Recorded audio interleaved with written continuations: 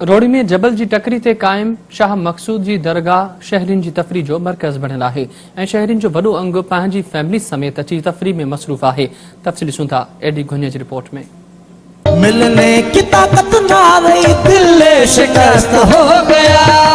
अल्लाहू अल्लाहू अल्लाहू अल्लाहू, यार तेरे इश्क में जफा भी है वफा भी। सिंधु दरिया के कप ते सखर जो जाड़ो शहर सॾे वेंदड़ रोड़ी शरीफ जेको सवा लख ओलियावन तौर सुञातो वञे थो, जिते हज़रत सदरुद्दीन शाह जी दरगाह, मशीह वारो पीर हज़रत आजना शाह हुज़ूरी ऐं रोड़ीअ जो रिंद फ़कीर कादिर बख्श उर्फ बेदुल समेत अहिड़ियूं केतिरियुनि हस्तियुनि जूं दरगाहूं मौजूद आहिनि।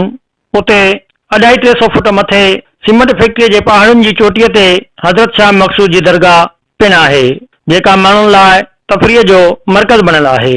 हिन दरगाह ते ख़ासि करे जुमे ऐं आचर ते मोकल वारे ॾींहुं सिंध जे ॾुराहनि शहरनि खां माण्हू पंहिंजी फैमिलियुनि खे घुमाइण लाइ पहुचनि था, जिते दरगाह ते हाज़िरी भरण बाद जबल जी चोटीअ तां दिलि खे वणंदड़ ख़ूबसूरत ऐं दिलकश नज़ारा ॾिसी लुत्फ़ अंदोज़ थियनि था। दरगाह शाह मक़सूद जो मां फ़कीर आहियां। 1993 खां मां हिन दरगाह खे संभालींदो रहियां थो।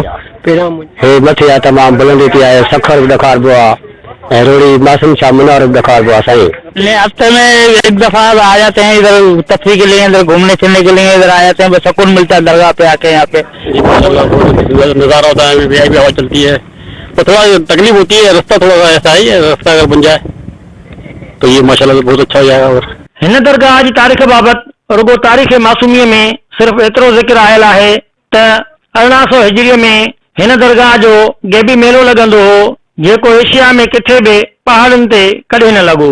कैमरामैन अनवर हुसैन ख़ासकेलीअ सां एडी घोन्यो, सिंध टीवी न्यूज़, रोड़ी।